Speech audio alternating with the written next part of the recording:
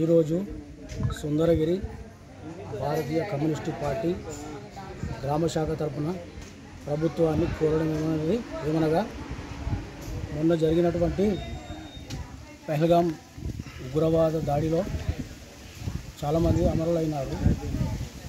కొంతమంది గాయాలు కూడా కావడం జరిగింది. మూడంచెల భద్రతా పటిష్టతను ఛేదించుకొని వచ్చి వేసవిలో టూరిస్ట్ ప్లేస్ అంటే వచ్చినటువంటి అమాయకులను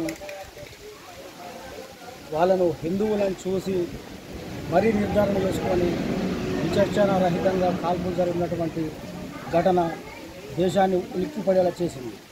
అదొక్కటే కాదు, మొన్న జరిగిందే కాదు, అంతకుముందు జరిగిన పుల్వామా దాడి కూడా, గాల్వా లోయలో జరిగిన దాడులు కానీ, తూర్పు భారతంలో అస్సాం, మణిపూర్ల వంటి వాటిల్లో కూడా హిందువులపై అరాచకాలు, ఇటు బంగ్లాదేశ్లో కానీ హిందువులపై అరాచకాలు చాలా జరుగుతున్నాయి. భద్రతా వలయం, భద్రత పటిష్ట భారతదేశానికి కావాల్సిన భద్రత ఏమైనదని మేము అడగడం జరుగుతున్నది. ఈ గత 4 సంవత్సరాల నుంచి ఆర్మీలో 1,80,000 కావచ్చు, 2 లక్షల పోస్టులు కానీ భర్తీ చేయకుండా భారతదేశ జనాభా చాలా రోజుకు పెరిగిపోతున్నది.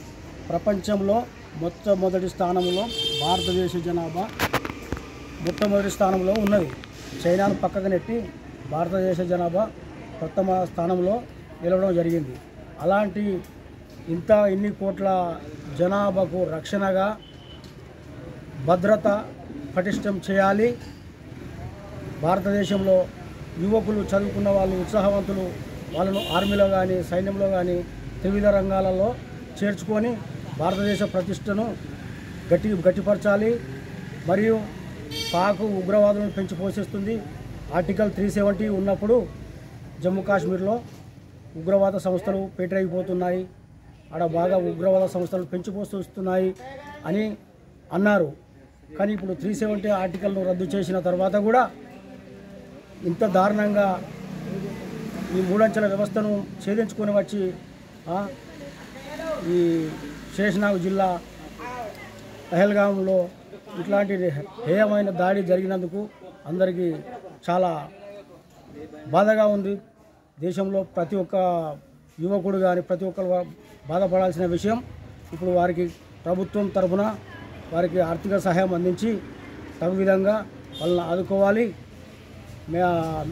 మరియు గాయపడిన 40 మంది కానీ 50 మంది కానీ వాళ్ళు మంచిగా కోలుకోవాలని, చనిపోయిన వారికి మా శాంతి జరగాలని సుందరగిరి భారత కమ్యూనిస్టు పార్టీ తరఫున కోరడం జరుగుతుంది. ప్రభుత్వాన్ని ఇకనైనా స్పందించి గట్టి భద్రతా వలయాన్ని ఏర్పాటు చేయాలని కోరడం జరుగుతుంది.